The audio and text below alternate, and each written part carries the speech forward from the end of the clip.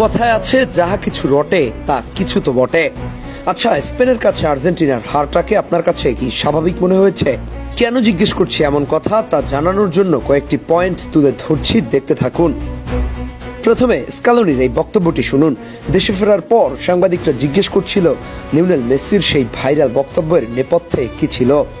Scaloni উত্তর দিলেন, আমি জানি না আপনারা মেসির কোন ভাইরাল ভিডিওর কথা বলছেন। আমি সোশ্যাল মিডিয়া দেখি না, আমার সোশ্যাল মিডিয়ায় কোনো অ্যাকাউন্ট নেই। আচ্ছা, এখন আপনারাই বলুন যে ভিডিও নিয়ে বিশ্ব মিডিয়া থেকে শুরু করে পৃথিবীর প্রতিটি মানুষ দেখেছেন, আলোচনার মঞ্চে বসেছেন, সেই ভিডিও সম্পর্কে স্কালোনি নাকি কিছুই জানে না। এমন আজগুবি কথা কি আপনি বিশ্বাস করবেন?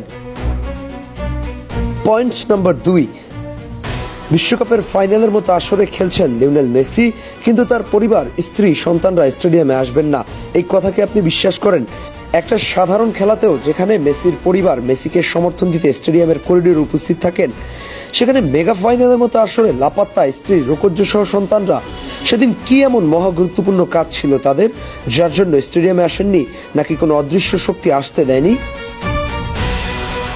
পয়েন্ট নাম্বার 3, কোয়ার্টার ফাইনালে যার গোলে মেসিরা পেয়েছিল ফাইনালের দেখা, সেই লাউতারো মার্টিনেজের জন্য মাঠে নামার অপশনটাই বন্ধ করে দিয়েছিলেন লিওনেল স্কালোনি। কেন করেছিলেন এমন, যার জন্য লাউতারোকে মাঠে নামার পথটাই বন্ধ ছিল? পয়েন্ট নাম্বার 4, দুজন ডিফেন্ডার কুতি রোমেরো আর লিসান্দ্রো মার্টিনেজ কত বড় ইনজুরিতে পড়েছিলেন যে তাদের দুজনকেই মাঠ ছাড়তে বাধ্য করা হয়েছিল।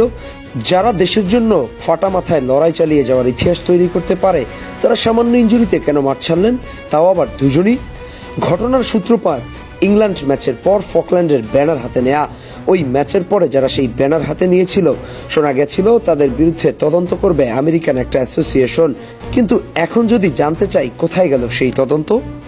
একই সাথে আর্জেন্টাইন ফুটবল অ্যাসোসিয়েশনের বিপক্ষে আমেরিকার গোয়েন্দা সংস্থা FBI নাকি তদন্ত চালাতে মরিয়া হয়ে উঠেছিল। কিন্তু স্পেনের বিপক্ষে হারের পর এখন আর তদন্তের কথা শোনা যাচ্ছে না। কিন্তু কেন, এই প্রশ্নের উত্তর দিতে পারবেন কেউ? ফাইনাল তো শেষ, কিন্তু এই যে পয়েন্টগুলো, এগুলো কি একেবারে ফেলে দেওয়ার মতো? কি মনে করছেন? সবকিছু কি আপনার কাছে স্বাভাবিক মনে হচ্ছে? আর্জেন্টিনা হারতেই পারে তাই বলে এভাবে, যেখানে একটা শট অন টার্গেট পর্যন্ত থাকবে না, এগুলো কি বিশ্বাসযোগ্য? সব মিলিয়ে এই ফাইনালকে কি আপনি একটি স্বাভাবিক ফাইনালের ম্যাচ মনে করেন?